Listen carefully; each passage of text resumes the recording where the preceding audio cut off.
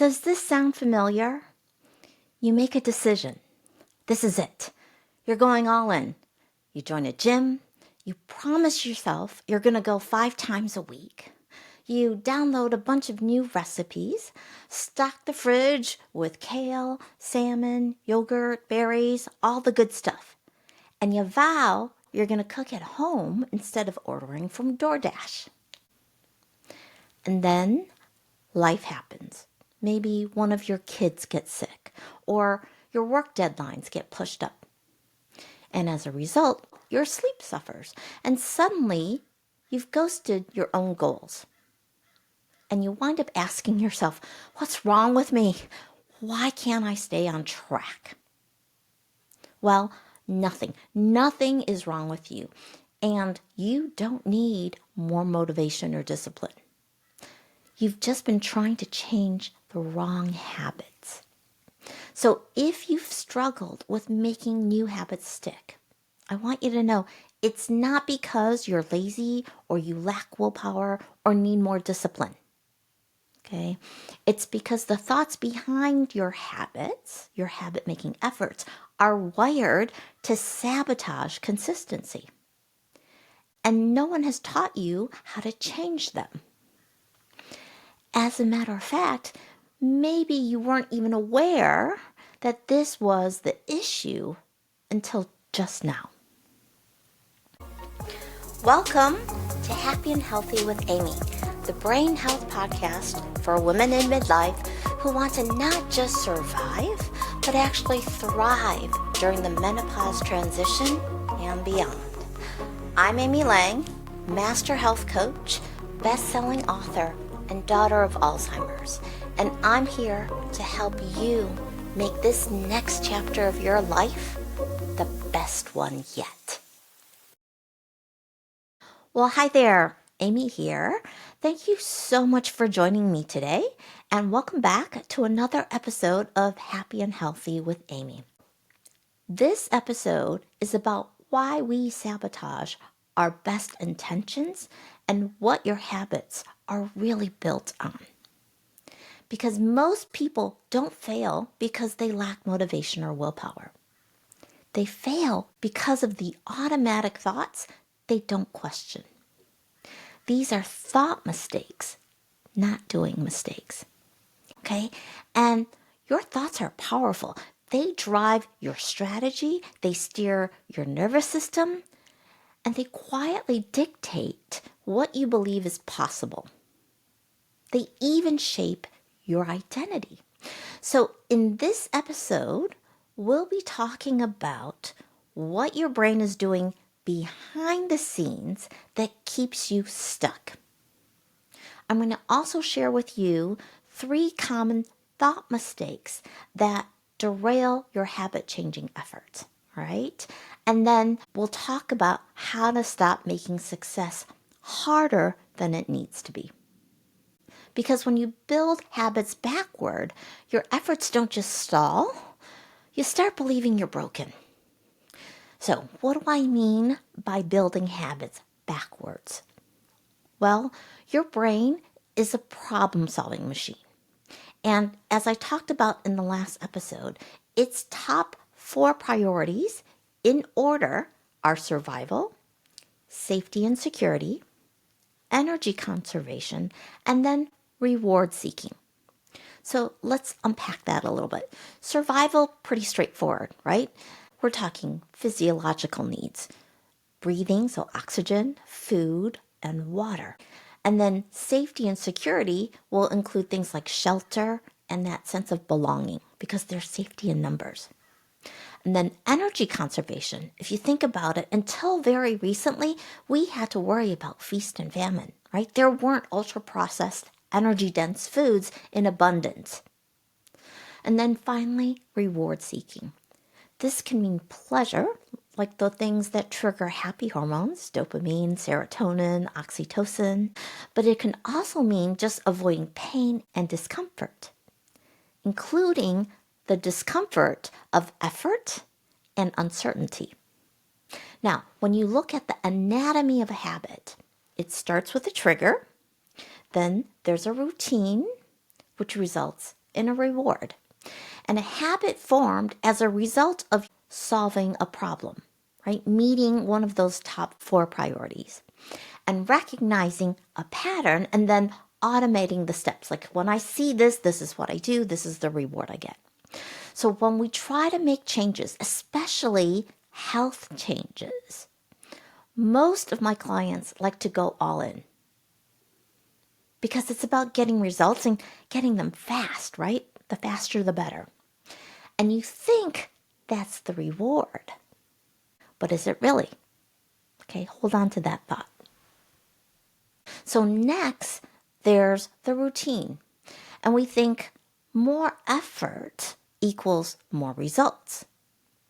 But when we focus only on the doing more and not thinking differently, we miss the key to change, which is our mental habits, because your thoughts are habits too. They're automatic, right? They're conditioned and often invisible. So I'm talking about thoughts like, if I don't do it perfectly, it doesn't count. Or when I lose the weight, then I'll be happy. Remember, the underpinning of this statement is the belief that you're not good enough already. So no wonder you want to get the results as fast as you can, right? Or how about, I should be able to figure this out on my own. So it's your thoughts that are the trigger in that habit loop I was talking about for a new habit. And if you're not careful and your brain perceives the risk of your wants and needs not being met, it will default to what it already knows in order to avoid the pain and discomfort of the unknown, right? Your comfort zone. So if you've ever tried to change your behavior without changing your thinking first, it's like trying to drive with the emergency brake on, right? So again, we're talking about thought habits. And just like biting your nails or reaching for chocolate when you're stressed, they can be changed. But not with willpower alone, okay? When we're talking about your brain health, habit change, and Alzheimer's prevention, it's not about piling on more tasks. It's about working smarter, not harder, right? So what we're going to focus on in this episode is your thinking habits, those thoughts, right, that are automatic ones that you don't question. So these are ones that are driving your approach to change, but making it harder and really sabotaging your follow-through. So mistake number 1 is all or nothing thinking, which is really perfectionism in disguise, right? If you can't do it perfectly, you don't do it at all. So one missed workout and you tell yourself I blew it. Or one cookie that wasn't on your plan and I ruined the day. And trackers, like the fitness trackers or like the Aura Ring, they can help, but they can also feed into this perfectionism thinking. So I remember years ago now when I still owned the health club, I had one of those Nike trackers that tracked how many steps I was taking. And I was hitting my goal every single day. And then one day, the syncing of my data with the Nike app failed. And my streak was broken. And it was like, okay, I'm not doing this anymore. I got so frustrated just because the data didn't sync, not because I didn't actually do what I was supposed to do. All right? So, all or nothing thinking, we don't want that.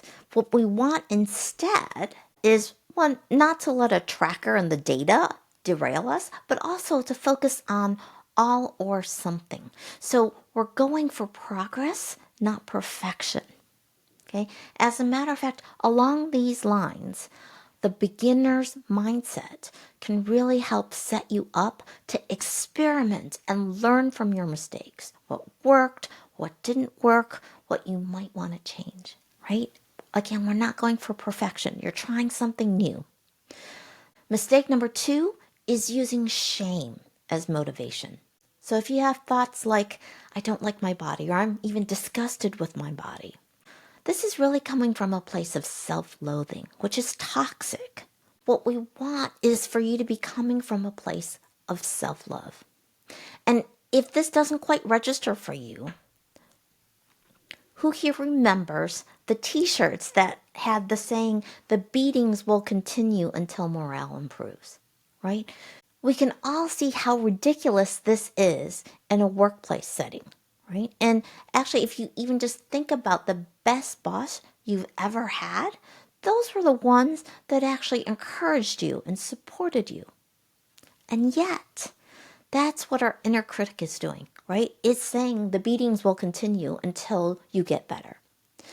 And to be clear, this can work in the very short term because pain avoidance is a reward. But it doesn't work in the long term. So in my Joyful Choices framework, I talk about the 4 pillars for lasting change: love, nourish, trust, and gratitude. So instead of coming from this place of not enough, like until I reach my goal, I'm not good enough, right? We want to come from a place of what kind of person am I becoming? What am I doing now that aligns with that person that I am becoming? All right? So when we talk about like identity-based habits, this is what we're going after. Right? I want you to encourage making change from that place. Now, mistake number 3 is trying to change everything at once, right? You want to overhaul your whole life, like what I was talking about at the very beginning. I refer to this as boiling the ocean. Some people talk about it as like trying to eat the whole elephant. This is stressful. Just thinking about it is stressful, right? Your brain again senses discomfort and slams on the brake. So instead, what I want you to do is pick just one thing and make it super doable. Like come up with a 2-minute version of it. Because the key here is to see yourself doing it, keeping your promise to yourself. So you're in integrity and you're being the kind of person you want to be. And again, the beginner's mindset here is really helpful. So most of my clients, when I first meet them, right, they've been blaming themselves for not being able to stick with it. But you can't think your way into behavior change when your thoughts are the barrier. That's why I wrote the book Thoughts Are Habits too, because I wanted to show you how to rewire those neural pathways that have been pulling you off track, right? I also in the book share the strategy and the plan that actually works.